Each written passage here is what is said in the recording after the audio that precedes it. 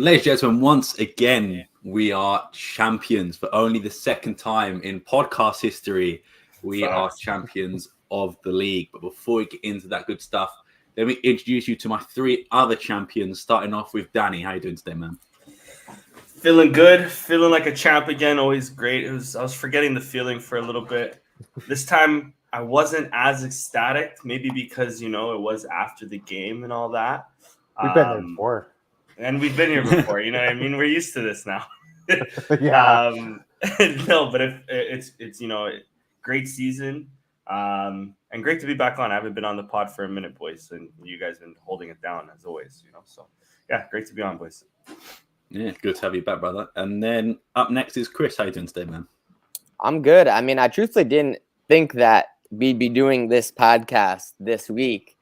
Obviously, I knew that it was possible that we could be couch champions this weekend, but I didn't really even think that. I didn't even really account for it. I was just out and about, and I was like, "Oh shit! I guess I got to go home and lock into this." And then, watch RTP for 6 hours tonight afterwards. Because, I mean, I was like, they're still showing this on my TV, and it's 11:30 States time. I mean, it's 4:30 a.m. Lisbon time, and it's still going. So, it was a nice way to spend my afternoon and evening. Like Danny said, we had already broken the drought, right? So it didn't hit as hard as when we broke the drought, obviously, but it still feels really good. I feel like I'm gonna keep this because the season's still not even over yet. We still have a couple more games, so it's not like the feeling's gonna fade. It's just gonna be a consistent, steady for 2 weeks feeling rather than just a burst of excitement. Yeah, definitely. And last but not least, Richard, how you doing today, man? I'm doing great. This is a great time to be alive. It's funny, Danny said we're used to this feeling. Maybe let's not get too used to this feeling because we are Portuguese. Maybe another 20 years from now. I'll never be used to this. I mean, for at least a decade of all our childhood, I mean, we didn't win any trophies. We didn't win crap. I still remember that 2014 Taça da Liga. I mean, Taça de Portugal was one of the first trophies. From 2008 to 2014, not a single trophy. I remember my first. Those are some prime developmental years, right there. Yeah, I was too young to really enjoy the 2002 Campeonato. I was 4 years old. I was literal barely past toddler stage. So my first trophies were the 2007, 2008 Taça and the Super Taças as followed. And then nothing for a while, a long time. And then it was the Taça Portugal, then nothing for a while. And then we became the League Cup Kings, Allianz boys. And then we finally. That's when the tide really started to turn. Once we became Allianz boys, that was the culture shift, right? That was foreshadowing. But I'm good. I didn't watch the first half of the Benfica from League game. And then when I saw it was tied, I flipped over and I was watching the game. And it's funny because Creo de Minya in Canada carries the games in Canada. And it was also an RTP game. So I don't know. I think my dad was watching the RTP feed while I was watching the Creo de Minya feed. So when Family Cal scored, I burst out laughing on the first goal. And I could hear my dad kind of confused upstairs, what the fuck's going on? And then he started laughing right after. So I'm like, he sees what my man sees what I'm seeing. This is great. What a time to be alive. But I'm good. Did not expect to be couch champions like Chris said. But yeah, I'll take it. We're not going to be picky with how we win a title at the end of the day. Yeah, most definitely. And before we move on, make sure to follow all things Alvalade on all social media and podcast platforms to never miss an episode, transfer rumors, etc. Without further ado, let's just get straight into. It's almost transfer rumor season. I think we're amongst it already. Yeah, I think we are. We're pretty much in it. We got that Greek dude every week now. Yeah. Again, he was linked 2 years ago. Yeah. What a photo this is. Yeah. What a photo. What a time, because they've been getting this stage ready for weeks. It felt like. Also the thing about the actual fest, it's people were at home and it was 10 o'clock. And then it's I guess we got to go to Mark's right now, We got to go to the Marquise. Go, Mark's Bombal. We got to move. Yeah. But yeah, a crazy scene. And just to ask you boys, were you all watching the Family Cal game, or did one of you not watch it at all? Because for me, I didn't watch it because my family's big on like jinxes, right? So like we don't watch games that could affect big things that like aren't sporting. That's just how we roll. Like I'll be honest, I watch every game that affects us. Any game like that, I'm on it. like our family's like so jinx orientated that whenever there's a penalty in like the last minute, my dad never watches. And the one so like he never watches them again. So none of us watched the game, and then got the notification where it's like, okay, 1-0. But it's like, okay, Benfica still got what, like 70 minutes at that point, maybe like 60 minutes left. There's still a decent amount of time left, yeah. Then it was 2-0. You're like, oh, I was still like Benfica are going to find a way. Because no, when it was 2-0, I was like, it's over. There's no shot of scoring 3 because they needed to win that game. A tie would have still seen us as champions. Yeah, true. But I was just in my head. It's just like Chris was saying, the way we've been brought up is always like, oh, it's going to happen. But then something happens against us. Blah blah blah. But yeah, I was actually watching The Big Bang Theory when final Great show. I love that show. Phenomenal show. I love that. Great People show. hate that show. It's a great show. And I don't know if any of you have ever seen any of the Married at First Sight programs as well. Going very off topic here, but I was watching that beforehand while the game was going on. Would recommend Married at First Sight Australia if you've not seen it. But anyway, yeah, I just wanted to put that out there. I didn't watch the game, so I have no idea what happened. Obviously, I know the score, but like, yeah. Years from now, your kids will be like, Dad, where were you when Swansea won the Campeonato? Like, I was at home I was on that couch watching Big Bang Theory, son or daughter. I didn't watch the game. So on Sunday, I had a heartbreaking defeat in my men's league final. So Saturday, you had a heartbreaking defeat watching the Leafs. Brother, do we have to talk about that? No, you have to bring that up, bro. That's fun to bring it up. But you're not wrong though, Rich. So I felt like this game wasn't gonna work out the way in my favor, right? The Leafs the night before, but even though and we'll get into the game, I guess, but when I watched the game and I seen Paulinho score the first goal and putting on a masterclass, nonetheless, I had a feeling like, we're gonna win the league. Like this is the weekend. Yeah. And but yeah, same with you, Sam. But I was watching this Turkish telenovela with my girl, and I get like a text like, "Yo, Famalicão's 1-0 up," and I'm like, "Okay, I gotta turn this on." So I have it on, like looking at the side, watching it, and she's like not that into soccer, so she's like, "Oh, is this Sporting? Is this Sporting?" I'm like, "No, it's the scumbags. Famalicão. It's the others. Yeah, it's Famalicão. But yeah, anyways, the 2-0 goes in and I start freaking out and I'm like, oh my God. Like we're supposed to go out for tacos because it's Cinco de Mayo. So we wanted to Yeah. And I'm like, I don't think we can go anymore. Like, I need to watch this shit. Like, they're gonna go celebrating in Lisbon. Like, how am I gonna experience? I gotta go to Lisbon by eating tacos. You know what I mean? I gotta be glued on my phone. But I was like, nah, fuck it. Let's go get some tacos. But yeah, I also didn't really watch the game, but I had a feeling the night before. But then, like Richard reminded me, the Leafs and my men's league final. So I thought, you know what, maybe next weekend I'd rather us win it. Apart from that as well, you had Drake getting buried by Kendrick Lamar as well. It's not been a good week. Ain't no problem. Listen, I'm a Kendrick Lamar diehard. Ain't no problem, baby. I don't care. I like both. But I think Drake won. I'm not gonna lie, but we won't get into that. I don't know. Okay. But, I don't know. I like both, so I really don't give a shit. I love Kendrick though. I love Kendrick. Yeah, I feel like you like Kendrick more than you like Drake. Yeah. Way more. And you're taking Team Drake? I just surprised by that, Danny. I feel like Drake not to get into it, but I feel like it's like the general public. It's probably like 80-20 Kendrick Drake. So you just have a very not that popular opinion. Yeah, bro. I mean, there's no like, how do you not come out and say like, yo, I didn't beat my wife, or my wife not come out and say like, yo, he didn't beat me. You know what I mean? That's like a big bomb that nobody's talking about. Bombshell right there. I feel like people hate Drake, so that's why they're saying there was Drake one lost. where Kendrick Lamar was like, "Oh, you're a pedophile," and he was like, oh, "I've never done anything with Millie Bobby Brown." It's like, well, oh my God, that's true too. That's a little specific there, Aubrey. That one I saw that like Aubrey. Yeah, that was a little specific. You didn't get that deep in the weeds. But I cannot that's been fun saying, to listen to. So yeah, it's been great. It's been great. A minor.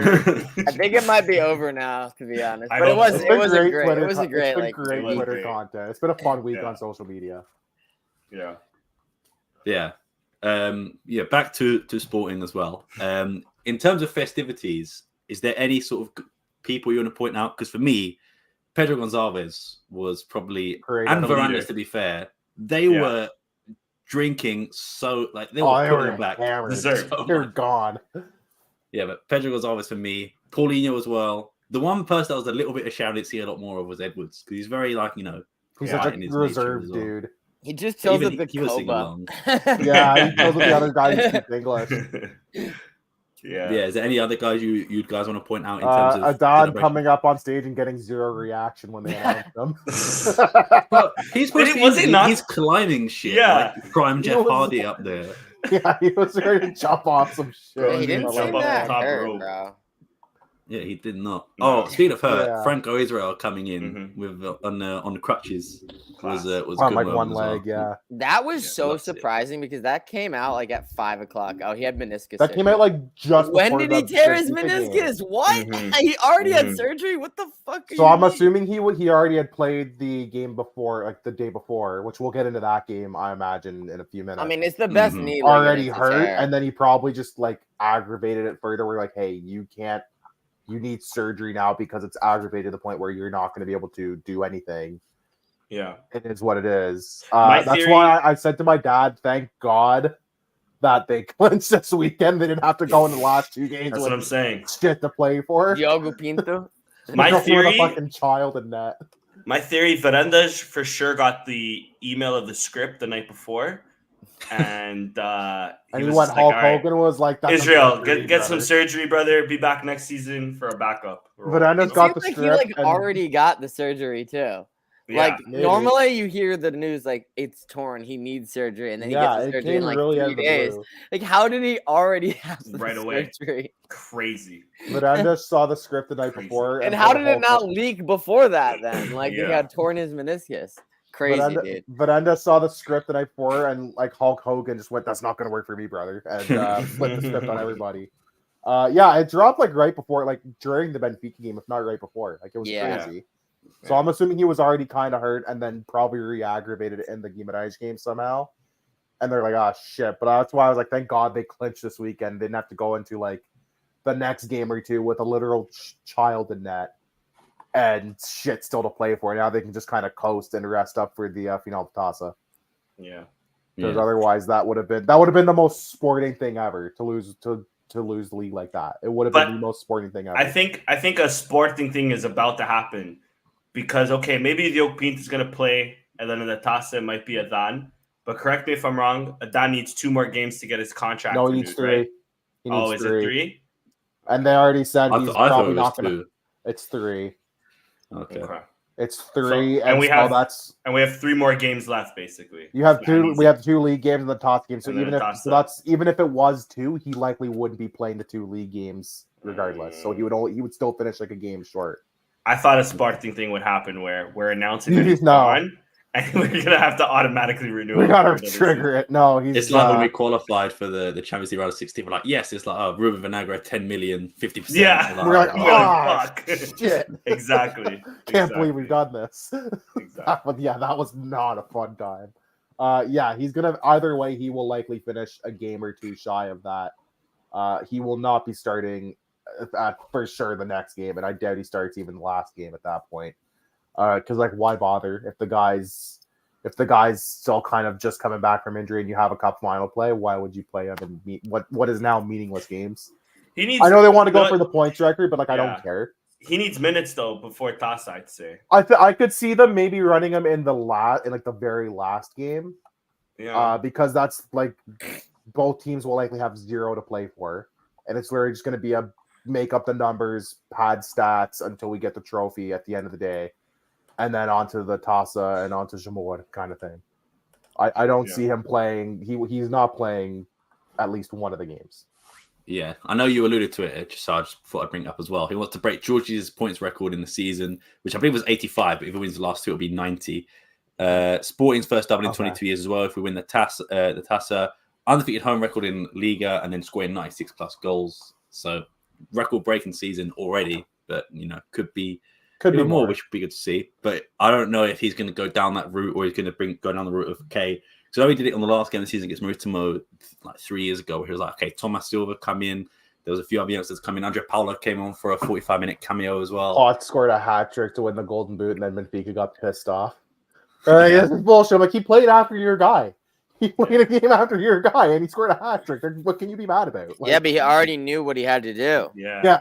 How dare he have to go ahead and score a hat trick? What a piece of garbage. What a shit player scoring a hat trick. How dare he? But yeah, we'll speak about more of the title bit in a minute because we still got a lot of things to cover. But before we do so, let's just talk about the game versus Portimonense, which was a 3-0 battering of Portimonense. This should have been like a 6-0 battering too. In the first half alone. Paulinho should have been on like a hat trick. Like this was. Portimonense with a 0.1 xG as well. Crazy. That sounds about right. I'm surprised it's that high.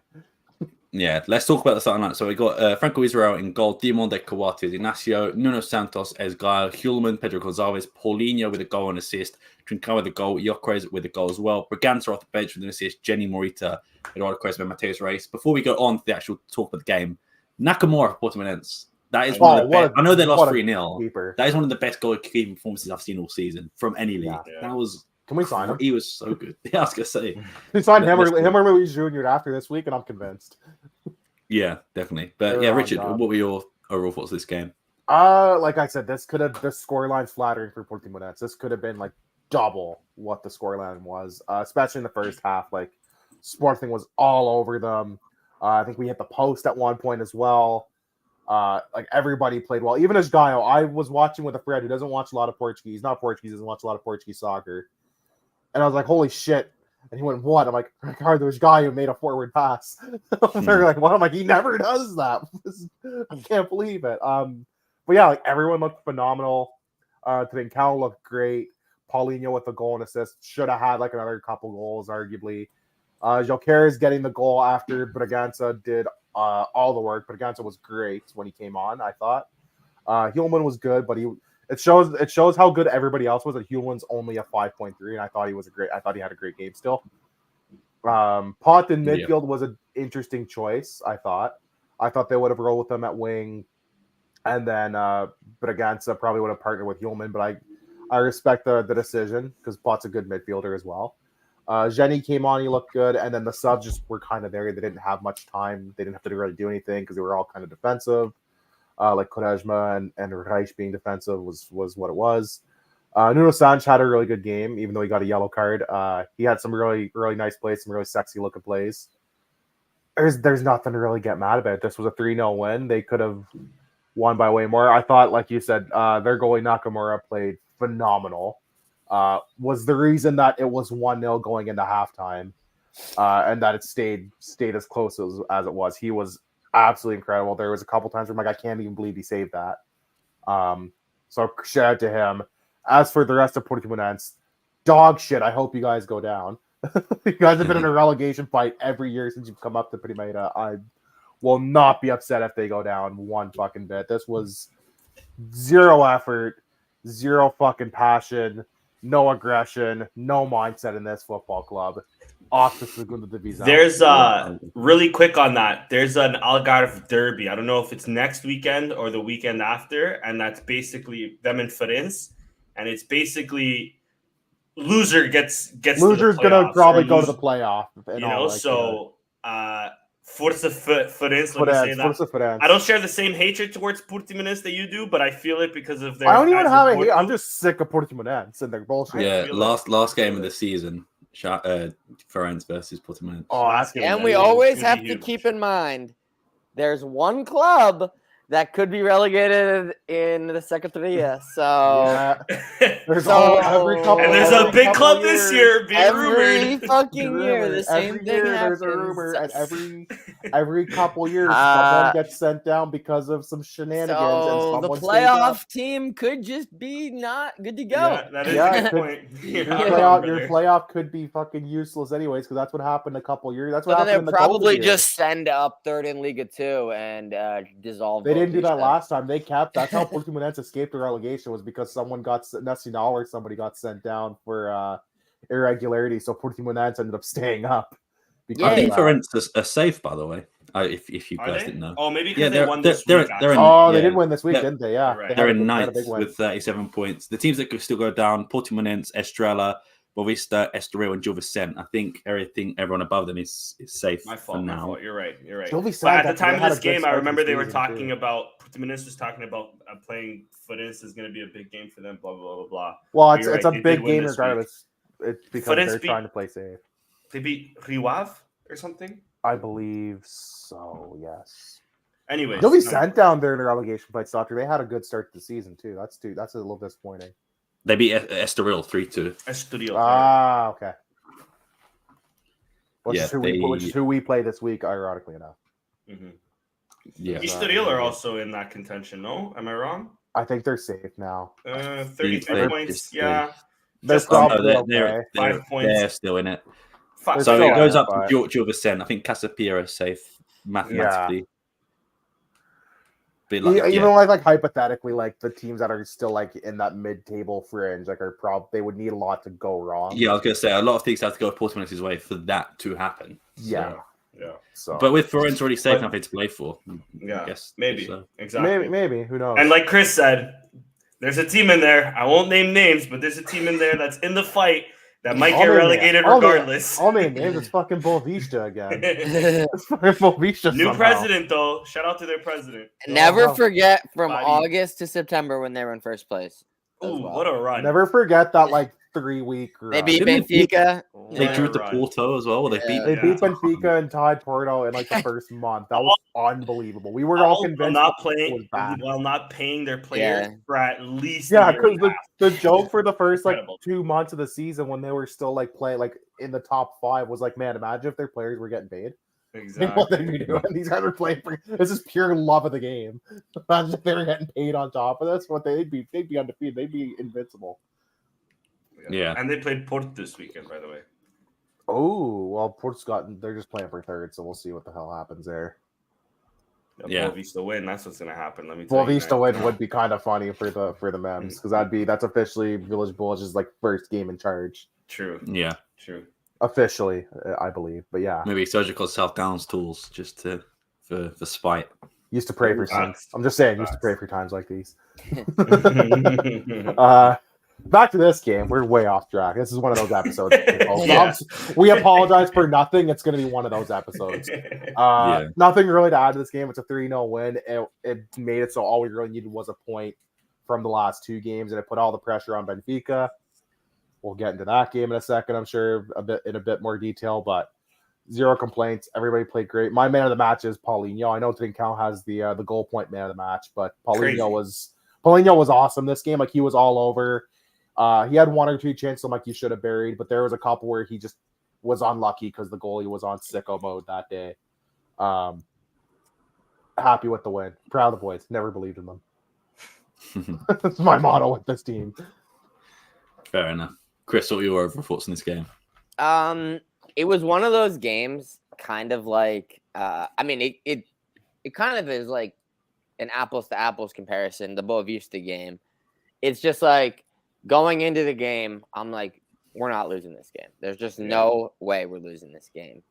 And within 10 minutes, 15 minutes, it became very clear through the one-way traffic that the game was like, we are not losing this game. Very chill watch. It would have been chiller if we could have got the second one a bit sooner. But even it was, again, just a really comfortable 1-0. I mean, they had 1 half chance the whole game. I knew that we were going to win. We were all over them. I didn't think that we were going to slip up before I even saw how all over them we were. Paulinho, I guess, is the hero. Kind of fitting for him. He's had a great season. He's played about 2/3 as many minutes as he played last season, but he's had much better stats. So whatever it is, Jokeres effect, he just got his game up, whatever it is. I appreciate Paulinho's contributions this season. He still missed his handful, but, it happens, right? Yeah. He had a very hilarious finish in this game. It was offsides before the finish, so it's a wash. Oh, but that one, yes. Yeah, his like chipped lefty. That was like, yeah, that went wide by like 25 yards. The one that he pulled that guy's shirt back so aggressively. Pulled the shirt and then it went so wide. I'm like, brother. Yeah, so only I mean, Paulinho, man. shit like that happens. He is such an enigma, isn't he? Like, Shit this was a happens, perfect but... encapsulation of a Paulinho game. Yeah. Yeah. So I mean, I came into it thinking there was just no way. I watched 10 minutes of it. I knew that there was no way, and in the end, the scoreline ended up looking like what it probably deserved to look like, even though it probably could have even been more than that.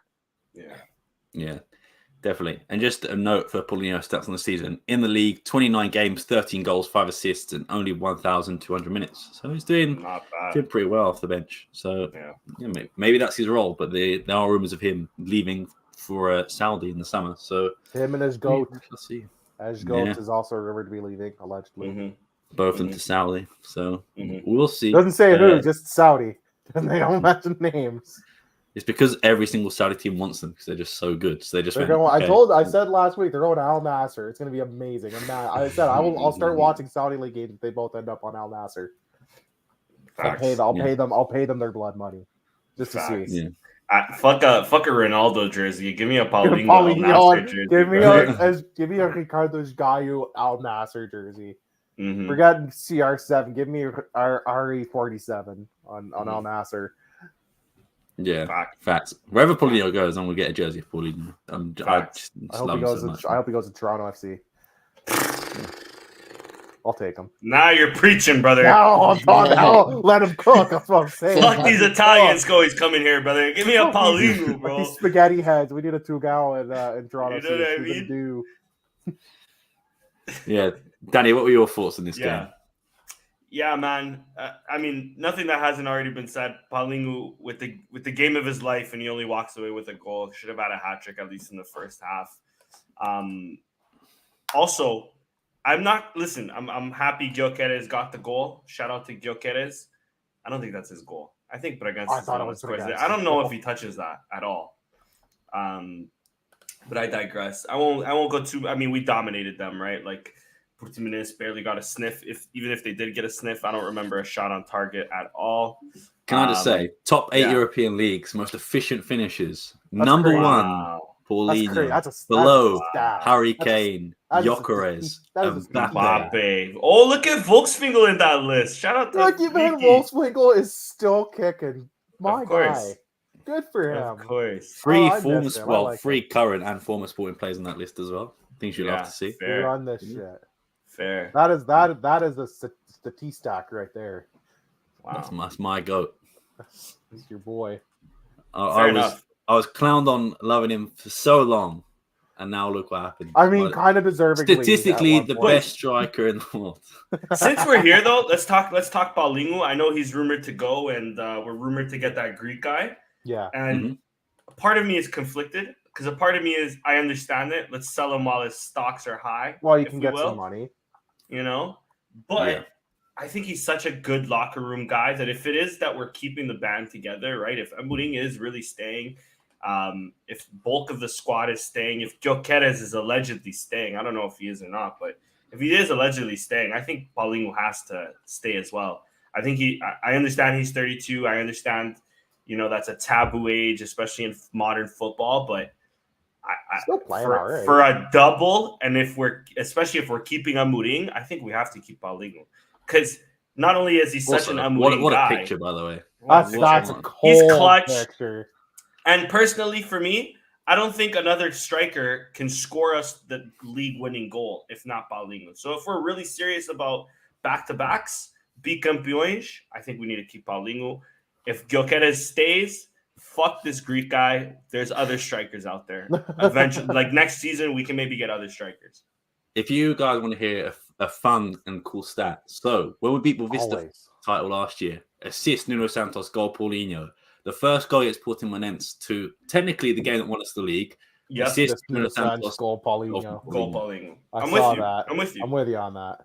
But and like Chris alluded to earlier, it was like the exact same thing. Like it was hand in hand with the Boavista game, especially to that. The only difference is the Boavista game we should have won at least 3-0. It should have been more. We should have won. The Portuguese game, at least we buried the chances, and that's the difference between our first league title 4 years ago and this league title now. Like we're way more mature. We're way more. We finally have that killer, or at least this season, we finally had that killer instinct. But sorry, go ahead, Sam. No, I was just going to say, I agree with what you say. Someone explained it to me. I think it was Kevin. He said to me that Paulinho is not like a club legend by any stretch of imagination, but in terms of the definition of like a cult hero, who is someone that is beloved by the fans. He's going to be a Sporting like streets never forget player. Yeah, but someone who, not single-handedly, obviously, but when you think of Ruben Amorim, you think of Paulinho. I think, well, in my case at least, you think of Paulinho, you think of like there's guy, people like that.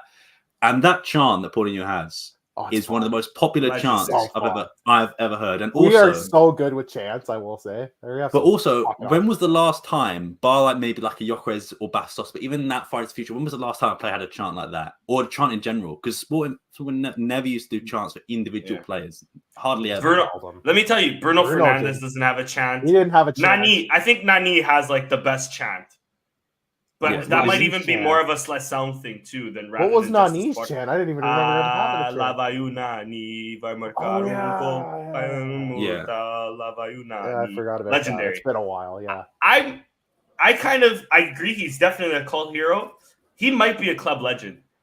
If you think about it, I understand. Listen, I've hated on him on this podcast for years, right? Don't get me wrong, but he's the guy that won us the league the first time and really this time as well.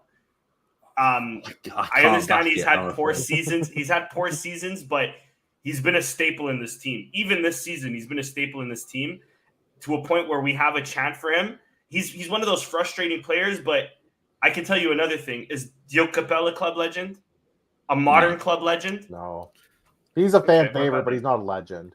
I think maybe he's in the Diogo Capel then. I think Paulinho is going to be like that in between, like a Diogo Capel, where we really liked him, and like I think he's going to be like that next tier above, like but below club legend.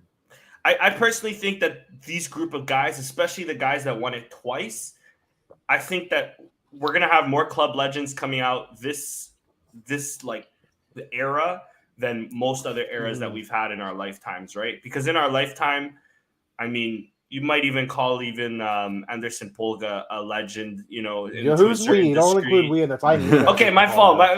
Who am I? But okay, then let's think of like even before like this era, like who really is a club legend? I wouldn't. So for me, sure. Nani, I think has to be up there. Nani, of course. But Nani's also big because of what he did outside while still representing Sporting. Yeah. And the fact that he's come back definitely helps his stock. He came back twice, like on two separate stints. Because are we calling another thing? For example, are we calling Ronaldo a club legend? I would, because he came from our academy. Yes and no. I can't do it. I can't. I get the. I'm with you. The sentiment behind it, but like a club legend. If I'm naming club legends from like the past before this era, it's Lietzen, it's Nani. I'm trying to think who else is really there. I love Lietzen, but I'm Dost maybe. I know Lietzen's a club legend. I know people don't. I know people hate the Alcochete boys, but the Alcochete boys like Patricio and William will probably go down still as club legends. No. They've stained it. I think they've stained it. João Mario could have. I think he stained it. I think Moutinho and João Mario. Bruno Fernandes could be as well. Even still, I don't think so. But even still, but I'm with you there too. For me, the thing with Lietzen, right? I know he was a great striker, but two things. He went to Porto, and I know that was sort of our fault as well. But when you look at someone like Gyökeres, who come in and scored, I don't think Lietzen has matched his tally in one season, like in his best season compared to Gyökeres.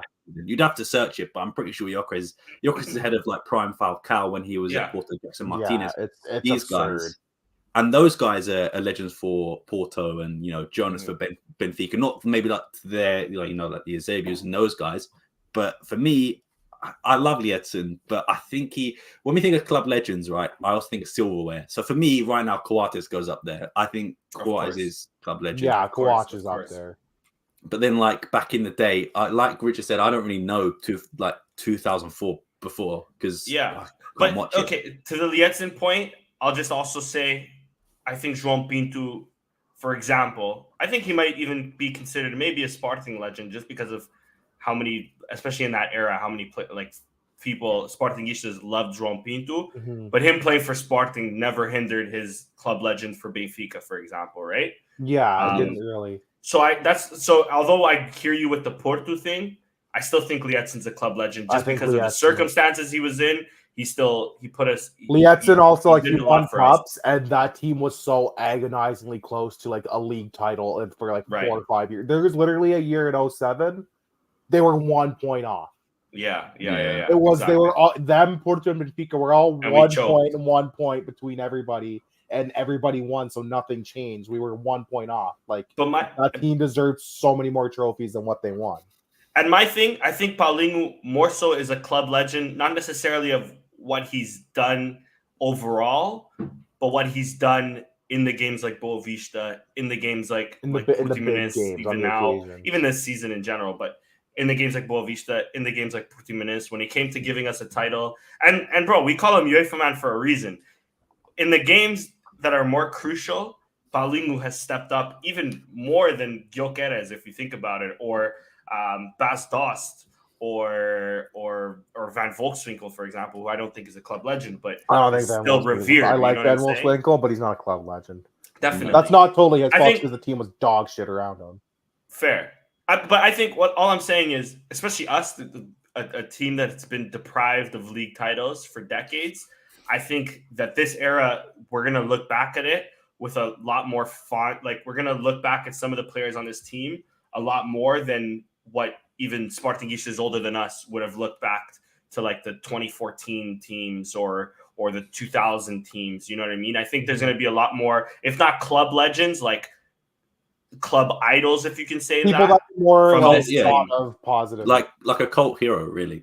If they were great, or not great players, but they were integral, but they weren't on that level. And I know people like to compare Benfica and Porto, but I don't think we can compare legends just because of the amount of Porto winning the Champions League, Europa League, Benfica winning Champions Leagues, and many league titles, that they have so many different ones. Mm-hmm. We are sort of deprived of that because of our lack of success. We go through such droughts too. We win titles in bunches, then we just say, all right, call it a decade. And we see it in every sport. People can't say oh, this guy can't be a GOAT, let's say, of basketball or an NBA franchise if it's okay, he never won a title. Didn't win a championship, but they were a 3-time MVP. They were a record scorer. They did all these crazy things and crazy stats to back it up. The one, I don't want to go back to basketball, but for example, Toronto Raptors, right? Kawhi Leonard won them a championship, but DeMar DeRozan, but most points, I think most assists as well. Who is the club legend there? It's Kyle Lowry. But Kyle Lowry. Okay. True, yeah. but I hear what you're saying, Sam. No, I understand what you mean, though. It's 100% Kawhi. Yeah. Yeah. That's what I mean. For example, if you're choosing, Lietzen or Pedro Gonçalves, I know they're not similar positions, but Pedro Gonçalves 2 league titles and the Golden Boot versus Lietzen, I think 2 Golden Boots and no league titles. That might not even be a fair comparison because I mean I love Pot. I think Pot has been the most important player in this team. I'll even with Gyökeres, especially in this era, Pot's been easily the most important player. I think the comparison maybe even you should look towards is Lietzen and Paulinho, because the same way you're saying Lietzen isn't a club legend is the same way that I hear the argument that Paulinho shouldn't either, right? Yeah, and I get it too. He also, if Paulinho was a killer in front of net year in year out, obviously we would have no story over this. That's 4 years, but in those 4 years, if 2.5 of those you're doing really poor, you know what I mean? Then I hear you. Yeah, it is when you look at it statistically, he's probably one of the most decorated sporting players in the last 20 years. He's won 2 league titles, Taça de Liga, potentially a Taça de Portugal. Only one Taça because he joined late for the one in 2020. Right. Oh yeah, excuse me. Oh yeah. But yeah, one of the most decorated sporting players in the last 20 years, and you can add Pedro Gonçalves, Nuno Santos, Adan, these guys as well. Excuse me. But I know it's an interesting topic, and we touched on it a bit. When you look at, if we go through this sporting team, who would you put as a club legend? So for me, I put 100%. Is it too early to be like, okay, guys like Pedro Gonzalez, guys like Gonzalo Inacio, guys like those? Are they on the cusp or are they there? I think they're on no? the cusp. I think they're right there. I think they're if they have like another year where they're here and they win something, doesn't matter what, they win like another trophy. They have another year, they play well, and they have something to show for it, whether it's just like a cup or their league title, or God forbid a European trophy. Let a man dream. But or even just a toss, or even just like a super toss and toss or a toss of the Liga. Like I think they're pretty well almost there. But like, let me make the case of Pedro Gonzalez, right? So, like Danny said, one of the most important players of this Ruben Amorim era. Mm-hmm. He is responsible for that wonder goal against Arsenal, who we'll probably never forget in our lifetimes. It's in our intro. It's in our intro exactly. for the show. Multiple-time league champion, Golden Boot winner from midfield. Let's not forget. Yeah, I think he's probably the closest one out of. I still have Coates up there, like is 100%. But you look at the rest of the list, I think it's Pedro Gonzalez up there. Okay, to be fair, Ruben Amorim is up there as well if we count him as well. Oh, him and Coates are locks. But yeah, when you think of guys like Pedro Porro, Palinha, these guys who are only here for a year, won the title, and then, well, to be fair, Pedro Porro is more than a year, but like those guys who are responsible for they were there for a year. Yeah. Are they? Is Pedro Porro up there? Is Palinha up there? I think it's an interesting conversation, and it's probably one for like a later. I'd say Pot only isn't solidified because of how old he is. If he was older, he would definitely be solidified. But because he's young, and because we still think that there's probably a move away from him, like he's likely going to go to England. Like for example, if he gets sold this summer, I think we all say he's a club legend. But since he can still stay and maybe still fuck up his legacy, because you know that. That's a possibility. But exactly, you either leave a legend or die a villain or something. You live like long that, enough to be the villain. Is. Yeah, whatever it is. Yeah. So that there's still that. But I think, in my eyes, not only Poit is in the conversation of definitely being a legend. I would say even Nuno Santos, even mainly because of his history, because he came from Benfica, he came to Sporting, and he showed the raça. I would put Nuno Santos in that conversation, but like I said, I would put a lot of guys in that conversation from this era. I would put the likes of I personally would put the likes of Palinha, because if people might want to talk about Bruno Fernandes being a club legend, then Palinha has to be. Palinha's got to be up there. You know what I mean? If you're going to discuss that, yeah. Inaciu's definitely on the cusp of that, but again, because he's young, he could fuck it up 10 years down the line if Amorim goes to Benfica and brings Inaciu with him. You know what I mean? But I think definitely that Coates, like we said, is a definite. I would say Pot is pretty much a definite.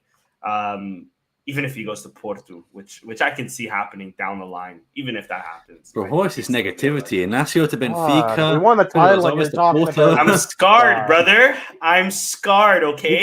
We can't enjoy I've seen André Carrillo, who I liked when I go to Benfica. I've seen João Mario, who I liked go to Benfica. Listen, brother, I'm scarred. Lietzen go to Porto.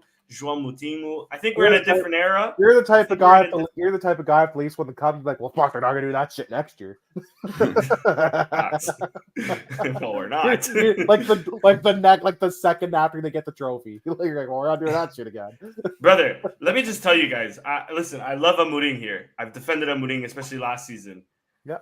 I'm gonna cry the day he goes to Benfica because I don't think it's a possibility. Yeah, I think it's inevitable. I don't think it's going to happen probably within like 30 years, but after that, I think it's 20 years, 15, 20 years, it could happen. I'm worried it might happen in 5, baby. If he goes abroad, it doesn't work out. He goes to another team and it doesn't work out.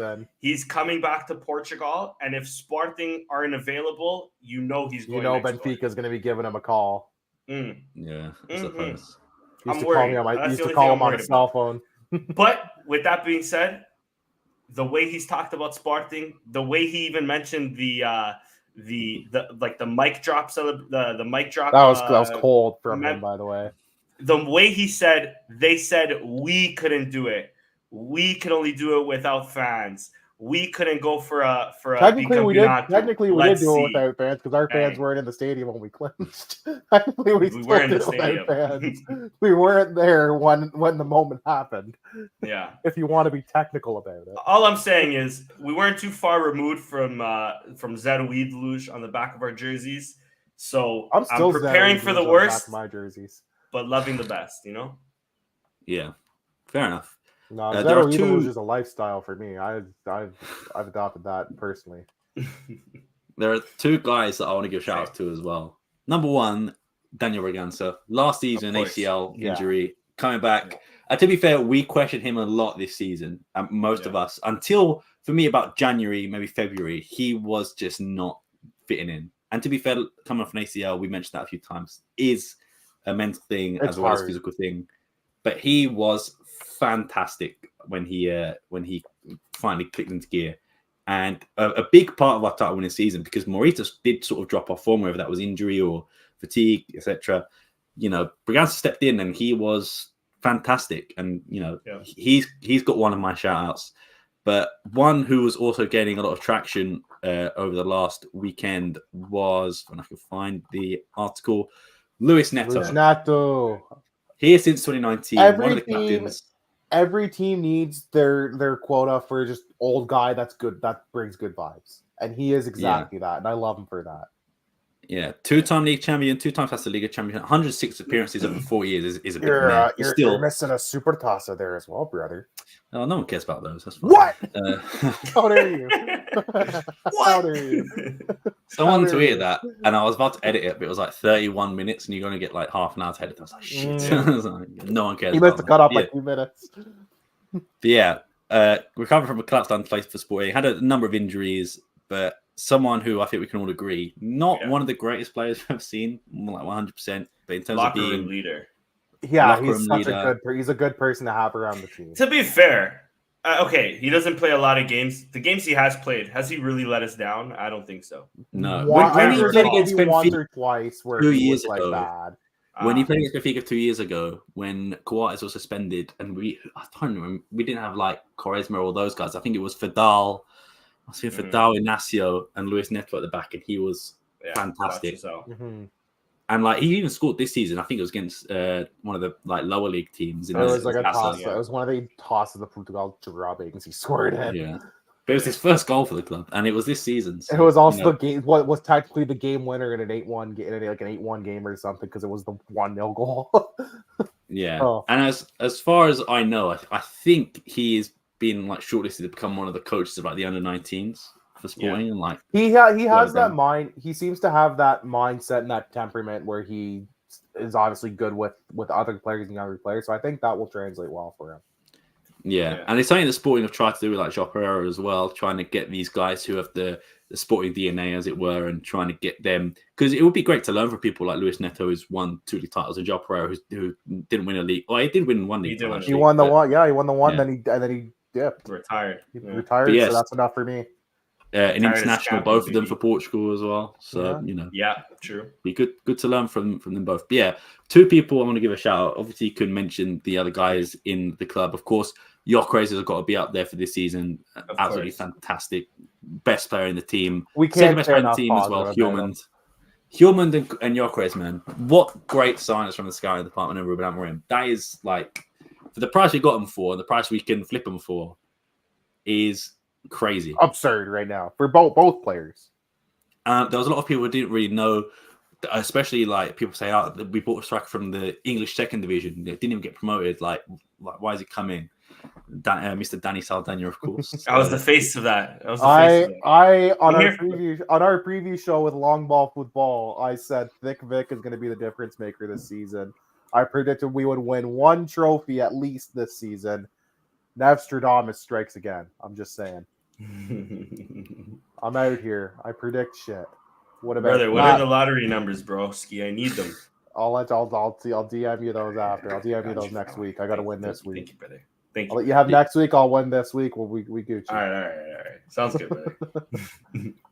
But I'm with you though, Sam. It's like any winning team throughout sports. If you see it, they all have this locker room guy, or they all have the legend that's there. I wouldn't say like a Spartan legend, but if you guys ever seen his send off for Zenit, for example, he was really beloved at Zenit. The way these Russians love this man, I don't know how much Russian he speaks.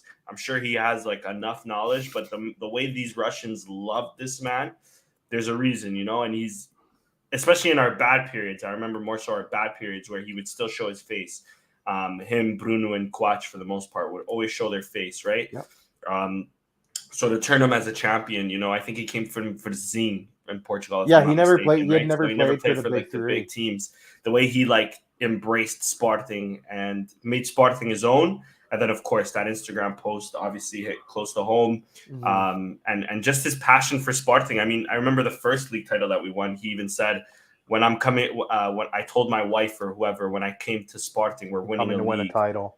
Yeah, and now he's won 2, and I don't know if he'll stay around for one more season to hopefully try to win the 3rd, right? But he's super important to this team.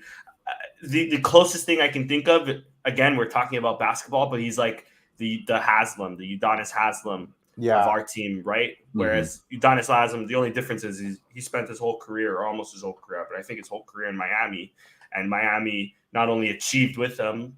And there are obviously some superstars like Neto, but they've gotten close to it as well. And we sort of lived that same experience with Neto, right? Neto, we've reached heights like this year with them, but we've won. But we also suffered with them too. Last season in 4th place, but the year before we came second, just a few points off Porto, right? So came in second, lost in the cup semifinal, lost in the Toss, or no, we won the Toss Liga. So he's been here for some really high highs and some low lows, right? Low lows, exactly. And and he came right after Al Kushit as well, if I'm not mistaken. So he was one of the first. He was one of the first signings, I believe. Yeah, he was a free signing, if I'm not mistaken. He was. I don't know now if he was under. Was it Bruno de Carvalho or was it a Veranda signing? It was the year after Al Kushit, so 2019, 2020. I think I'll double check. And so then he came in with criticisms as well, because we're wondering why we're signing such an old guy, right? Which disappointed me a bit from some people. I was like, okay, I would have liked to see him when he was more in his prime, because he was a good defender, and I felt it was unfair. He never got a sniff for the national team, especially when we had no center backs outside of Pep.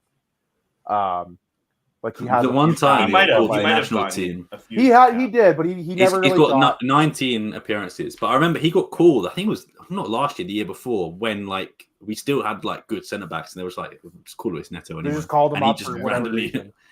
Yeah, it wasn't even playing for us. He just was, Yeah, it was just a really random. But yeah, that's a guy I would have liked when he was more in his prime. I always liked Luis Neto when I saw him. I always felt like he deserved more time for national team, because Pep was the only center back there, and Ricardo Carvalho told Paulo Bento to go fuck himself. And a few other guys kind of did the same thing, told Paulo Bento to go fuck himself in that period. Same with Carlos Queiroz as well. So he was one of those guys where when he came out, I was like, okay, it's not a sexy signing, but it's a depth signing. I'm totally accept with it, and people shit all over it. To see how he's embraced, like you said, Dan, how he's embraced the club, and to see how people have reciprocated that love for the club is such a cool thing to see. Yeah, exactly. So, and I always say, you need your resident old guy who just good vibes, and he's exactly that. You need that guy. That's why you're here, Richard, man. Older. How's there a dude? I think if anything, that's why I'm here, bro. I'm the oldest. By the way, how's there a dude on Firenze called Ricardo Carvalho? Literally trained the old Richard. He's 2 years younger than I am. Bullshit. He's 25. I'm gonna be 27 the day after the Final Task. This is bullshit. I'm like, man, I feel attacked. If that's old Richard, I must be fucking ancient Richard, man. What the hell is this? Jeez Louise.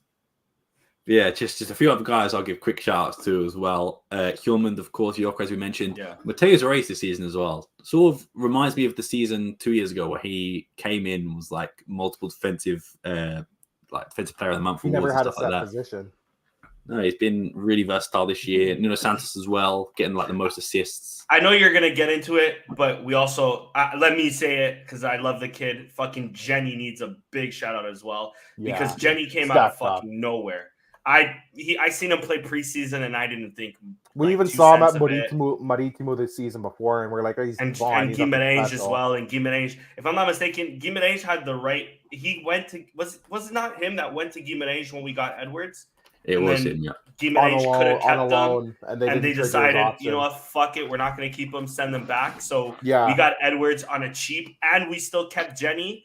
That is incredible. If you look at those stats, he had 21 appearances in 3 years for like professional football, and then coming in pretty much playing 40 games, I think, or for like 38 games, 39 games for Sporting, and being one of the players of the season, scoring 2 goals against Benfica, being played out of position as well. And this is a thing that annoys me about, well, not annoys, but like when Sporting fans are like, oh, selling Fatawu is a big mistake. It's like, if you had to choose right now, Fatawu or Jenny, 99% of you are picking Jenny because Fatawu cannot do what Jenny done in that position. And to be fair, Fatawu never got a fair shake, though. I think agreed. A lot of people would agree.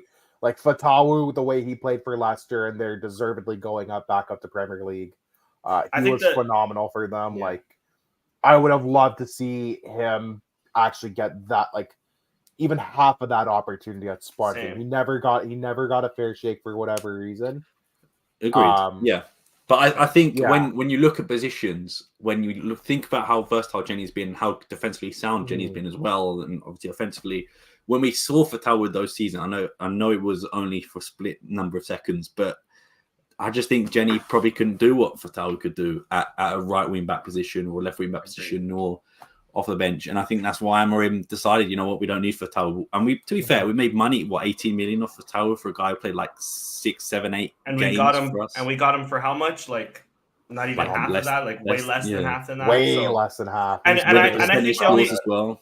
The other thing with Fatawu, and this might be a cop-out because I do love Amorim, I do realize that, but I don't think he would fit our system anyways, because it's not like we play with traditional wingers. And I'm not saying he necessarily is a traditional winger, but that I think the reason why he was playing right wing back is because that our wingers really play further deep, right? And we're more so of an attack. Our wing backs tend to facilitate a lot of the play moving forward, and it forces and then the front it forces your forward wingers to go more central. Exactly.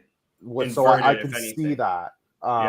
But I'm with you though, because I do think Fatawu could have and should have had a place in this team. Yeah. But he didn't do what Jenny did. Jenny took this opportunity and really made himself a star. And it'd be interesting to see what happens life after Amorim, to see how we play first and foremost, obviously, and then where Jenny fits in that. But living in the present, of course. This has just been incredible. His star, like his rise to and when he's playing well, he's a fun player to watch. Oh yeah, I mean, listen, I think Paulinho won us the league, but his goal against Benfica pretty much won us the league. That's when I really started. So I knew it was ours. I wanted to ask the question: when did you start to believe, and when were you like, it's Jover, we're doing this shit?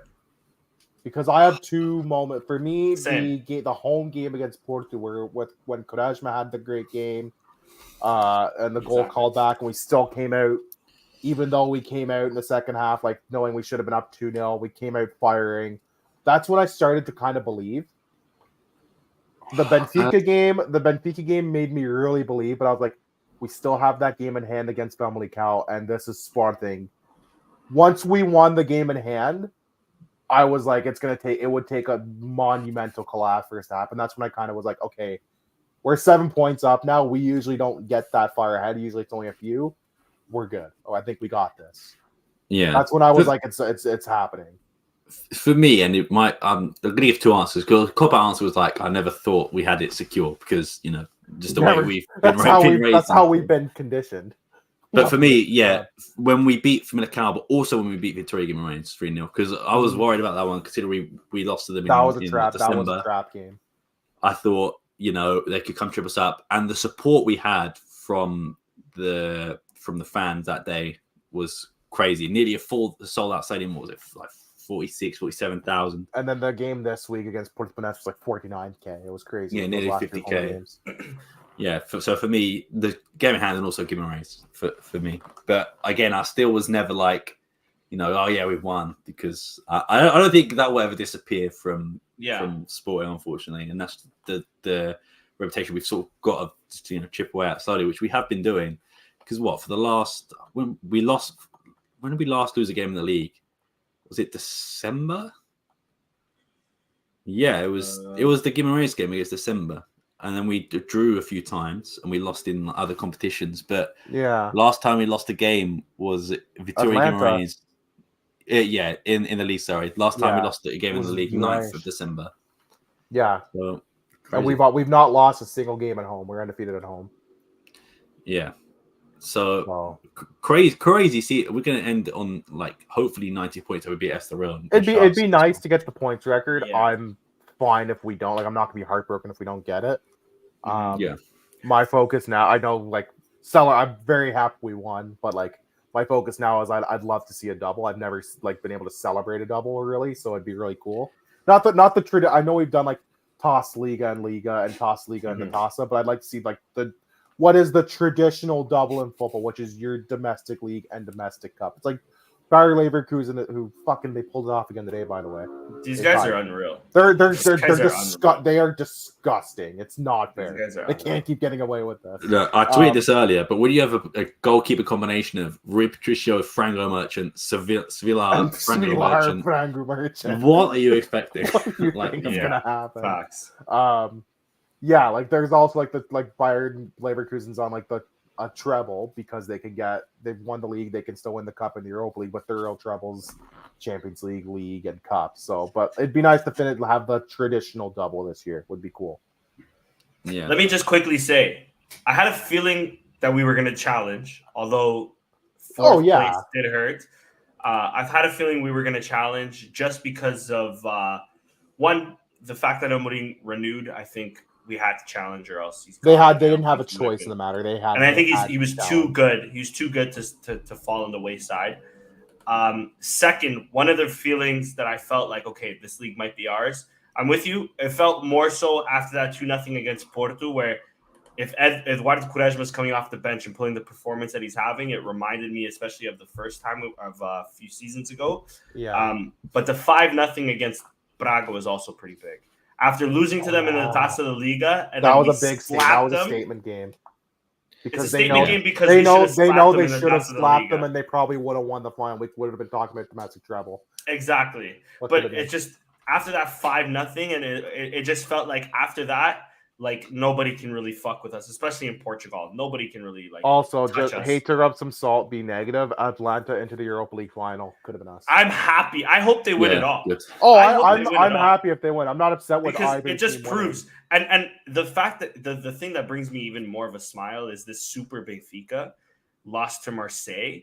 And then Sporting should have beaten Atalanta. Atalanta's this garbage, not a garbage, but this mid-table Italian team, blah, blah, blah, blah, blah. And the fact that they just toyed with Marseille today, I'm happy with that. Yeah.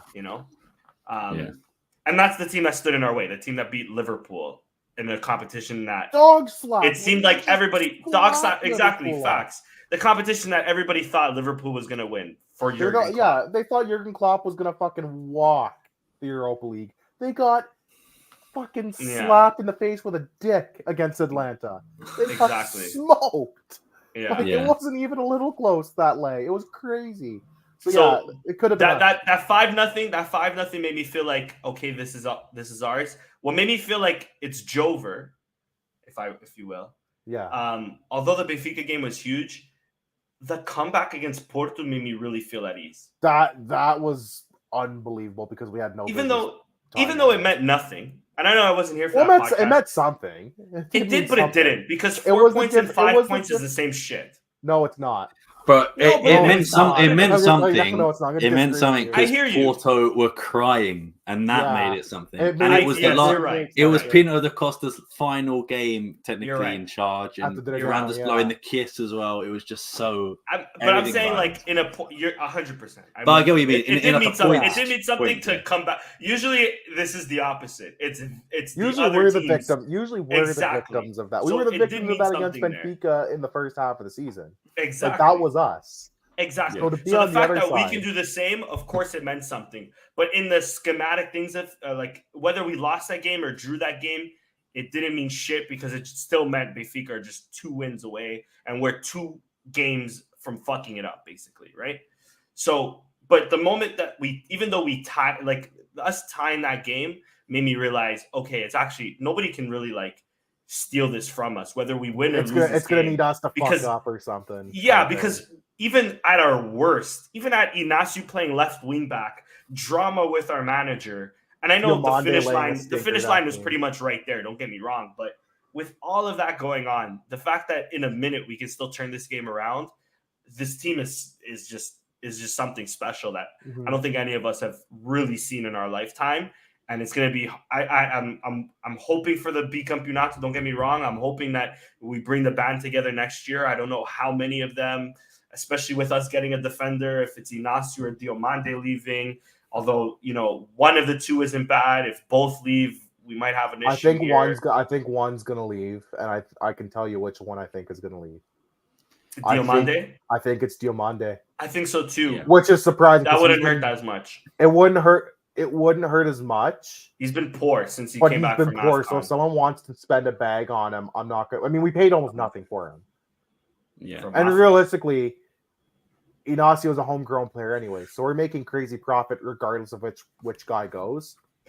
But let me tell you something. I'm not as nervous because Quaresma took that step up this season, so it gives me pause to be like, hey, we've got some health. St. Just was healthier this season than last season as a whole.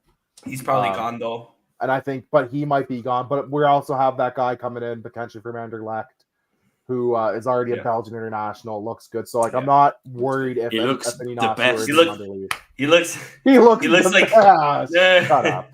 He looks like G, but so he looks great. He looks very handsome. The GM Penn Media, Mark. Just kidding. Shout out G. Friend of the show. Sometimes enemy in the group chat, but we move.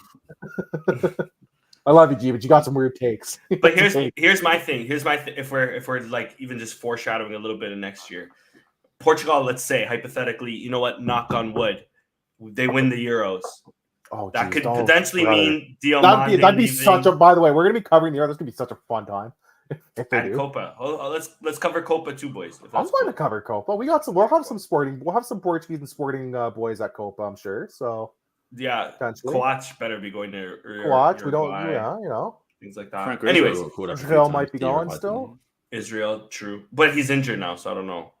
But they said it was meniscus is like 2-3 weeks to be fair. They said it was enough to keep him out for like 3-4 weeks, I think max. But he would still make the Copa cutoff. He'd still be fine. Okay, fair. But anyways, if Portugal wins it, Inacio might be in the mix. I feel like, especially if Inacio has a really good Euros, he might be gone. I think Diomande might be gone. I think St. Just might be gone. Okay. And with those three gone, that's the spine of our defense for the most part. Even if we keep an aging Coates, which we've talked about enough times this season. Quaresma's good, but is he great? I'm not sure. This Belgian kid does look good, though, must say. We might have Mateus Reis at least to fill in for Inacio, but even still, as a left-sided center back, he's not as great as a left wing back, for example, right? So, but although we do have João Muniz, who's done well this season in the little bit team and things like that, and the little time he's had here, right? So next season is still iffy, and but nonetheless, if we keep the majority of the band together, if we still keep like the Gyökeres, the Pots, I think Hillman is going to stay. I think Hillman will stay. Morita Bragança will stay. Morita Bragança, Trincão, I think, even though he has Leverkusen interest, I think Trincão and Edwards will stay. I think Edwards. I'd be okay with Edwards going. I'm cool with that too. I personally think Diamande's gone, and I think Edwards have gone. I think those are the two that they will try to cash out, that they will be okay with cashing out on. If we're not selling Gyökeres especially, we still have to sell somebody else. The good thing is we qualify for the Champions League, so we get 40 million, I think, or like 30 million. You're getting a lot. You're getting a good cash injection. So we shouldn't, in theory, have to sell anyone. But I think a big player is going to go. And that's should sell someone just because you still want to get out of debt. We are what we are. I also don't think we're getting release clause for Diamande. The thing is, so many teams have been hit with the FFP restrictions right now, or being investigated, that no one's going to splash 80 million. No. 60 million, 50 million, yeah, sure, maybe Newcastle. Yeah.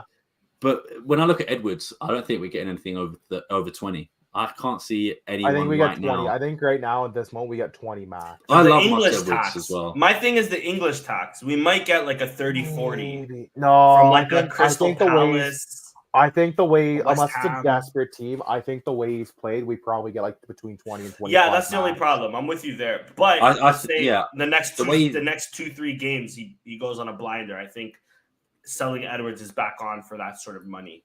You think? Like in garbage game, unless he goes sicko mode in the Tasa, like in garbage time games, I don't know if he's gonna be because able to do it. he has enough to like enough of a resume to show that he's a great player. He may just be going through a bad moment. You know what I mean? That's fair.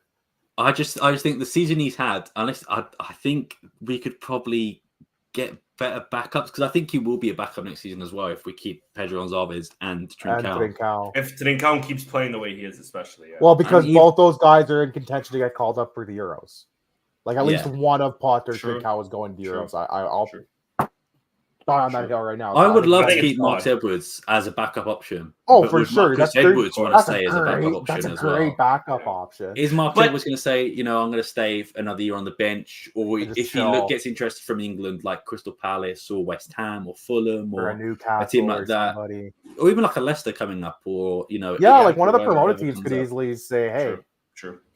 I think he was going to go like, I'd rather be starting in a Premier League team than coming. Or I'd rather be a backup at a Premier League. Yeah, that's what I was going to say. Because even with that being said, I don't know how much of a starter. Maybe if, like, for example, if Palace sell Elise, okay, maybe he can be the starter at Palace, right? But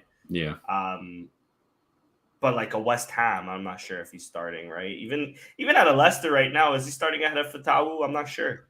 Fatawu's had a great season in the championship, though, mind you. Yeah, Fatawu and Madvidi, they got a few good wingers. But then I look at there's still the championship playoffs to come, but like an Ipswich maybe, or like one of them clubs that even like a Brentford potentially, even like Nottingham if they survive, right? I think they're in the survival right now.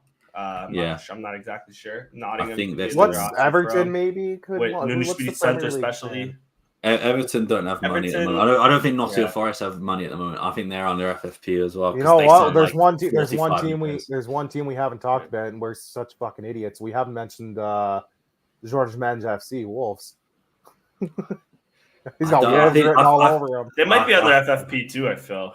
I think they've got too many wingers as well. They got Mateus Cunha, Sarabia. They've got Pedro Neto when he's healthy, which is like never though. Yeah. I think Edwards. Pedro Neto is just Portuguese St. Just. Tell me I'm wrong.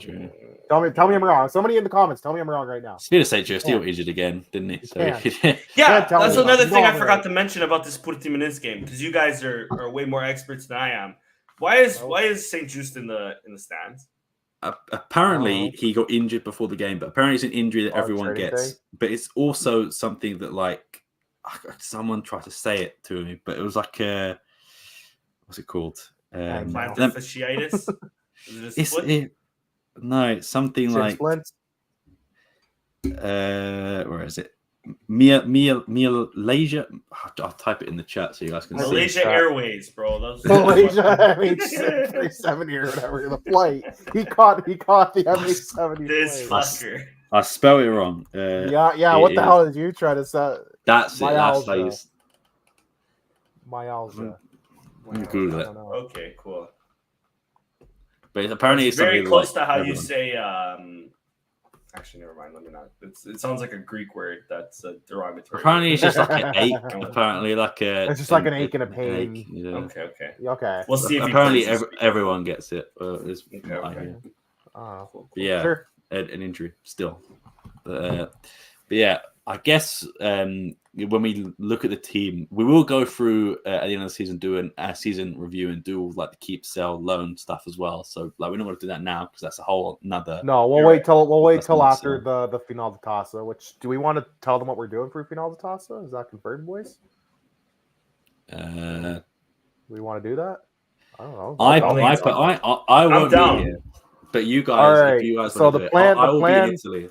The plan for Final de Taça is we will be doing a live watch along on that Sunday of the Final de Taça. You can watch us watch the game. You can have us as additional commentary if you're watching on wherever you're watching around the world. That's the plan right now. As long as something doesn't happen, the plan will be Sam's in Italy, obviously, so he'll have to My He's going guy. on vacation. I'll be on a plane back from Italy, so I won't even know the score until I land, unfortunately. which will be interesting. So you're gonna be in suspense. So yeah, me and Danny and Chris, I think we'll be planning to live stream. We will not be showing the game to you. It is free on RTP online. I'm pretty sure you can get RTPI online. I figured that out the other day. So that'll be how we figure out how we make sure we have a synced stream, so we don't end up like what we did with Turin Giants on their show, Danny. Where it's like Richard's stream is behind like a minute for the first like half hour he's in the thing, and then he finally. What you should do is what me and Chris did for the Europa League draw, and that's one of us had our screen share on Discord, but muted the Discord chat, and then watched it through Discord, but also had like our cameras on here as well, so we could see it. Smart. So yeah, that's smart. Makes it a bit easier, so you're not relying on like 3 different streams at once. Yeah, that was what we had to do for Turin Giants, and it sucked because like none of our streams were all lined up. We were all like between a minute and like 20 seconds behind or ahead, depending on who you were. So yeah, it'll be a lot easier because we know where to find like a legal stream. Not that we didn't use an illegal stream. No, we didn't. We never in my life. But yeah, that'll be good to know. But yeah, that's the plan for Final Tassa. May 26th, 12:15 Eastern is when the game starts. We'll probably go live just before that. But yeah, we'll be putting that out. So stick around, stay tuned for that. Day before my birthday, by the way. So that'll be a lovely birthday gift. I have a cool or not. Cake. Or not. Who knows? Or not, dude. Who knows? Let's not. I do have a fun birthday cake that I'll post. I'll share, and we can post it on the All Things Alvalade Twitter page. Okay, cool. I'll be doing my birthday celebrations with my parents, my girlfriend, I think my sister, my nephew, and all that. Soon to be godson. So yeah, I'll be sharing that. But yeah, fun times ahead for All Things Alvalade in that regard. Yeah, so it'd be good to see. I mean, I won't be there, unfortunately, but I'll be there in spirit. We'll be here in spirit. We'll be with the spirit of Sam Fonseca will be with us. I'll be saying my prayers on the plane, not to land safely, but to win the game. I gotta ask you now. Do you clap when the plane lands? I do not. Of course. What? Thank God. Thank God. This guy doesn't love life. If you clapped when the plane lands, I would have had to stop the show. I would have kicked you off the show. I clapped, bro. Kick me off. Get out. I'm fucking there, brother. What do you mean? They did their job. Great. Like I used to do dishes at Denny's. No one clapped when I fucking mopped the floors. But wouldn't you like it if they did? Yeah, I was gonna say, Richard, wouldn't you love it if they did? No, I would have been like, for what? I'm just mopping the floors. Fuck bro. off. Eat your grand slam and leave me alone. I'll make a minimum wage. Hopefully we win, but we'll see. Who knows? We'll see. We shall see. Pete Costa has said he will be on the bench for that game. He'll be doing his best Bruno de Carvalho impression. He might start now in Porto centre backs. He said he won't be in the stands with Vilas Boas. Says Vilas Boas is the president. He will be in the tribuna with Varandas and Fernando Gomes and all the other dignitaries and whatnot and coach and people. So now he's at the bench. But he said because he's his last game, he says I'll be on the bench with the players. Pete Costa. Okay, I thought Pete you meant Costa. Okay, no, Pete Costa will be with the Porto players. And the Porto fans are gonna love it after clowning us for having Presidente Adepto. Bruno. Okay, I understand. It makes sense. Shout out to Varandas too. I feel like before we wrap up, like shout out to him for the recruitment and the planning. It looked like they really. I mean, the planning for this season really started towards the end of last season. Even they knew they couldn't follow that up. I know like there was a lot of circumstances of injuries and stuff off and on last year that weren't in their control, but the difference in planning from this season compared to last season, like we were going into the Classic last season. Mateus Nunes was sold. And we were like, if we lose this Classic, the title race is done. We're out. It's done. And it was. And people clowned on us at the time for saying that. And sure enough, we were proven very right. As a matter of fact, that they were bad in their planning and the decision making was wrong. So shout out to him. We've criticized him a lot on this show, and he's not undeserving of some of the criticism he gets, but credit to where it's due for the team he helped put together, for the people he put in charge, and the scouting process. So I'll give my props to him today. I'm not your biggest hater, but I'm not your biggest fan. I'm just a dude who likes results.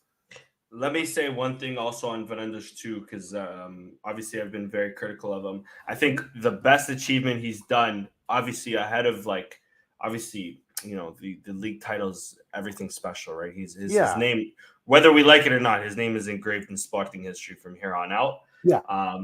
One thing that I think it was a a Luis Neto quote that I'm butchering it, but basically he said, "When esta malta juntas," or when these fans are on one road together, when they're united, like the way they're been. unstoppable, basically, right? And that's definitely one thing Varandas has done, and the way he's done it is by shutting the fuck up, going in the background, and letting the work play out by itself. Yeah, right? He doesn't speak unless it's really kind of necessary, I find. Even sometimes he speaks and it's not. Sometimes he speaks, but you're right. He's in the background a lot of the time. Nowadays, he's known his role, and he said something a few months ago, maybe a year ago, that is what a president should say. And he said he's not here to be liked; he's here to get a job done. And so far, that's what he's done, right? And in this case, now, especially in this second. His second full term? His second run, exactly. So a special shout out to him, because I think the most important thing that this club needed was stability, in the sense that the fans are all together. There's not different sections of fans fighting with each other.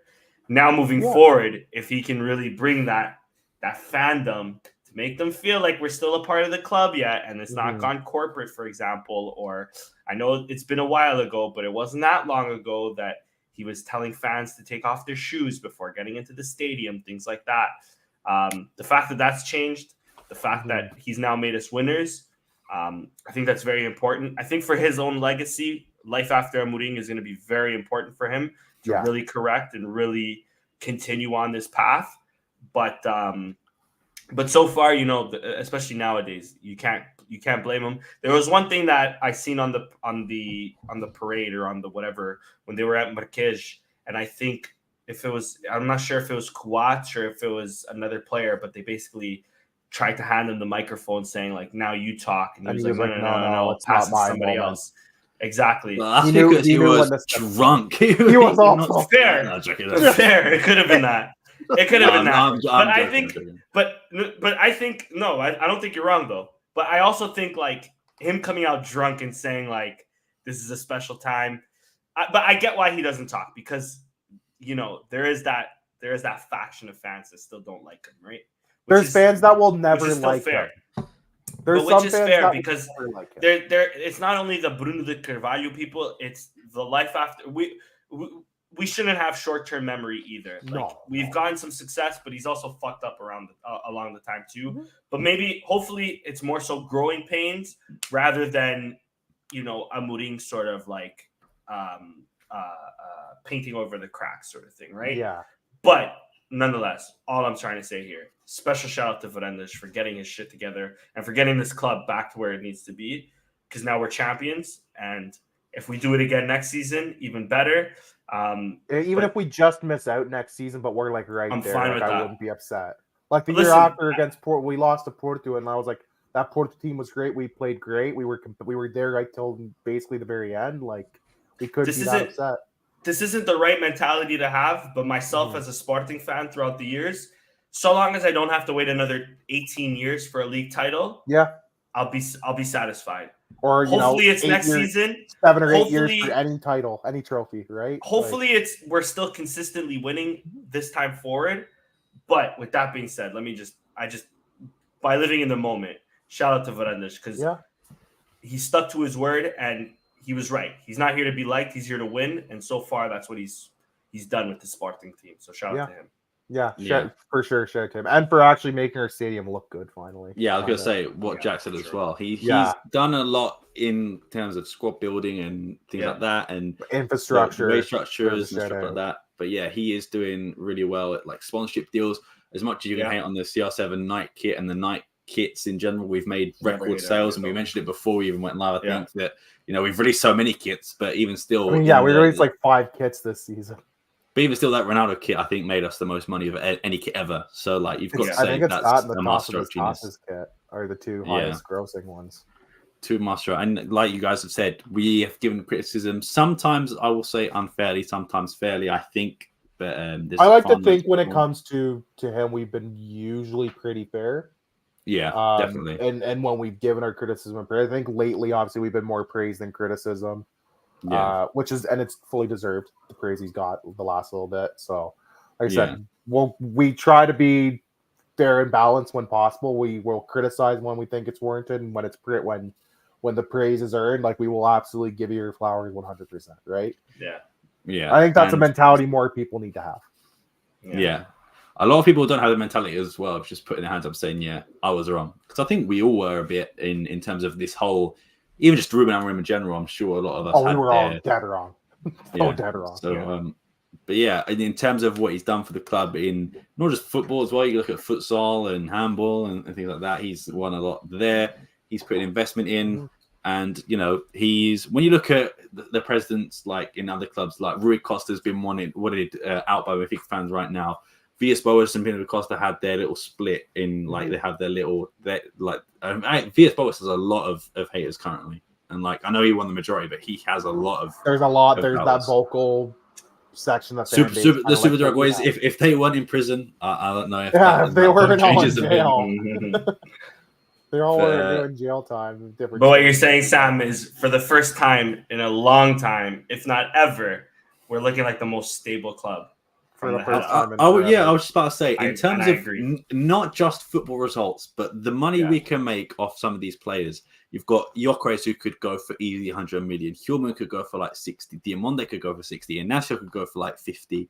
You've got guys as well coming through, you mentioned, even academy players, Jean Muniz looking promising, and guys like Matheus Fernandes coming back, Dario. In terms of stability, in terms of making money, in terms of results on the pitch, I think we are right now the best of Portugal. I know you can just think about Benfica selling players for 120 million straight away, and they probably will get some of that with Antonio Silva or someone like João Neves. But I think right now we look the most stable club in Portugal. And to be fair, Fernandes has outlasted Luis Felipe Vieira, could potentially outlast Rui Costa. He's outlasted Pinto Costa's gone now. So I know not in terms of tenure, but just in terms of him being in the club. He's still there. And to be fair, a lot of those can be traced back to sporting success. If Pinto Costa doesn't lose to the title for Sporting, and same with Rui Costa. If Rui Costa doesn't, or Roger Schmidt don't lose against Sporting in the second leg, or don't lose to them in the Taça de Portugal semi-finals, because that's when it started to turn. When they not well, to be fair, when they lost 5-0 to Porto as well. But that's when it started to turn for them as well. So a lot of their, failures could be linked back to sporting success. And now that I think finally for the first time in a long time, obviously knock on wood, because when you look back at history, right, it's called the Big Three, but it's been dominated by Porto. It's been a Big Two for the last. There's no shame in saying that. The Big Three. But I don't think there's any shame in saying that they have been the better club for the last. Both of them have been better clubs for the last 20 years. But at that same point, if you look 20 years ago, you look at teams like Man City, you look at teams like, I don't know, even like Chelsea, teams like that who have come and, have built something, built success. Even like PSG, I know money is a big factor as well. Yeah. But you've got to start somewhere. Porto weren't always dominant. Atletico Madrid too, actually, is another one I would mention. Yeah, you've got to start somewhere, and from the looks of it, I think this is where we can kick on and be like, okay, we should be expecting, and I think Fernandes has put that mentality in. It's a good mentality to have, that we should be expecting titles, we should be expecting trophies, we should be expecting nice runs in Europa League. Well, I don't know how much it's Fernandes putting that mentality and how much it's Amorim, because it wasn't that long ago that Fernandes did say to us losing to Marseille, who haven't even we didn't seen have Europe, an obligation. Now the obligation isn't ours to win. Blah blah blah blah blah. But I hear what you're saying, though. We're starting to build a culture at Sporting. We needed a culture change for a while. Which Bruno Carvalho, I think we can say, although he was trying to build a culture, he didn't successfully build a winning culture. He was trying to, and I see what the vision was. I think Bruno went about it in a lot of the wrong way at times. He caused more anxiety than it was. Than was necessary in terms of winning. Maybe his lax approach helped us with where we are today. Always stand on record. I think Bruno de Carvalho always had the best interests at heart. I think Bruno de Carvalho was his own worst enemy, and where him and Fernandes difference. Fernandes, for the most part, knows when it's time to step back and just kind of let the cards fall where they may. Whereas Bruno would always he would double down, and it's like you don't need I will never forgive him for publicly bashing the players after the Atletico game. Do that privately. Yeah. You can do that privately all you want. You do not, as a club president, chastise your players and your coaches on social media and in the press like that. That is unforgivable, and that's what lost him the whole club at that point. Agreed. You can't do that. That was the totally wrong approach. It invited and because people saw the president acting like that, it invited a bunch of idiots to then cause Alcochete and put the pressure. And it was just a domino effect from that moment on. Whereas Varandas would have probably been pissed still, probably would not have gone on that type of public offensive. Yeah. But yeah, I just think, I mean, it could be me looking at it as too excitedly or, being over exaggerating. But when I do look at us, I think we have got a business model and a footballing model to hopefully last us in the next 5-6 years to be competing for titles. And I know last year was a one-off, but even last year in our worst season, under Amorim, we still we had the quarterfinals of the Europa League. We beat teams like Arsenal, who by that point I think were undefeated in the majority of the Premier League games. They were top of the table. Where we beat Spurs in September. Spurs were undefeated in the league. We were away from another Champions League knockout stage, right? Yeah, it was individual errors and things out of our hands. We didn't even lose to Benfica that year. I think we drew to them twice in that year. So even in our worst years, we still beat teams like Arsenal, beat teams like Spurs, beat teams like Frankfurt. There were still bright spots and got to the final of the cup. So yeah, there were still bright spots to look on and go, okay, there's still something kind of there. It's just the pieces couldn't come together the way we wanted. And just because you mentioned business model, let me give a big kiss to our rivals because they love bringing this up for whatever reason. Shout out to the banks for forgiving our debt. Shout out to the banks. See if I give a fuck about that shit. Bro, I wish they'd forget mine. You know what I mean? Hey, bro, can you help brother? You know what I mean? Yeah, you work at a bank. Help some little boys out. Brother, if I can get my own debt saved, bro, I'll let you guys know. Let's get moving. Come on. Yeah, I think we could leave it there. We've been going for 9 minutes. There's nothing else we can get to. I don't even think we need to bother previewing the next game or two. We'll do a show after them. Let me quickly ask: are we getting 90 points? Are we beating the record, Sam? I would like to think so, but I guess it depends on how he wants to approach it. I feel like he might try and bring on these guys who who need an appearance, like John Meunier. And he wants it. He said there's still objectives. I think he's gonna start with a relatively normal lineup, and then you'll probably see him sub guys out, a lot more subs and sub guys out earlier than typical, just because he's I really don't want to. These guys have a cup final. Some of them will have international tournaments to go to. I'm not overly concerned about this arbitrary record. Fair. We've already done what we needed to do. Our job's done. Let's just kind of coast until we need to get back to being serious in a week, and let it be, and prepare for next season eventually. Take a much deserved, much earned break. Yeah, I do wonder how many players he might rest for, Inacio, for example, for the Euros, Pedro Gonzalez if he were to make it, and if he's gonna let those guys have a bit of a rest, because I think there is a lot of players in our squad right now that are, had a few knocks or tired or things like that, but whether he will, because let's be honest, rotation it doesn't happen often. So it's not. He's not always been. That's the one. I think that's one of the criticisms he gives. He's not always been great with rotation. And then when he does rotate, it's like Gyökeres on the bench against Porto. It's like I would be fine. I would be fine if Gyökeres doesn't play the last 2 league games. It would not upset me. I think I would rather him be healthy for the Tasa. I think he's going to go for a goal scoring record. I think he's going to. What's the goal scoring? What goal scoring record though? Because the record's 45 96, goals. The 96. Oh, for the cumulative. For the team. I thought, yeah. Okay, maybe, but for the team. But I still think the only thing is, so we have Estoril away and we have Chaves at home. I think Chaves might be the game that we might rotate a little bit. Just because they're already relegated. That's going to be the fast. That's going to be the fast out Alvalade day, not fast out Marquinhos. That as well. I think we're getting the 90 points personally. And I think it's important to still play some of the important players because they can't be on. It's going to be tough for them to go on holidays and then come back for such an important game. That's why I think he'll probably have them play, but it will be like I'm with very you. reduced minutes. It will not be like full 90s for like a Kawach or. I'd be surprised if Gyökeres over this next 2 games doesn't get subbed at least once. I mean, I think he should get subbed twice. I'm with you. But if he doesn't get subbed at least once, that's going to be crazy. That's nuts. Especially seeing that we rested him against Porto for some sort of knee injury. He might not even play these next 2 games, right? We'll see. But I said, I wouldn't off be the bench totally for upset. shots, for example. Yeah. That's fair enough. But yeah, it'll be interesting to see, I suppose. But yeah, I guess we can leave it there if we've not got anything else. Nada.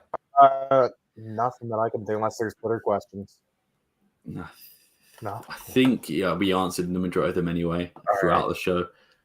What I will say is before you guys do the Porto watch along, we will do an end of season review, probably the game after Shavs, and we'll go through how we usually do the keep, loan, sell, and we will do polls beforehand so everyone can get involved and we can have like we did last opinions season involved as well. But yeah, Steph's coming back just to shit on his guy. We're gonna have another guy who's like just argument between the boys. Well, we might have seen the last of him. Who knows, right? We'll see. Who knows? Yeah. Before I do sign off, make sure you follow Chris. They have to leave, unfortunately, but you shout out to Chris. Make sure you follow Danny there as well. You follow Richard there as well. Follow myself there as well. But most importantly, make sure you follow all things Alvalade on all social media platforms and podcast platforms. Without further ado, thank you all for watching. See you next time. Viva Sporting, caralho!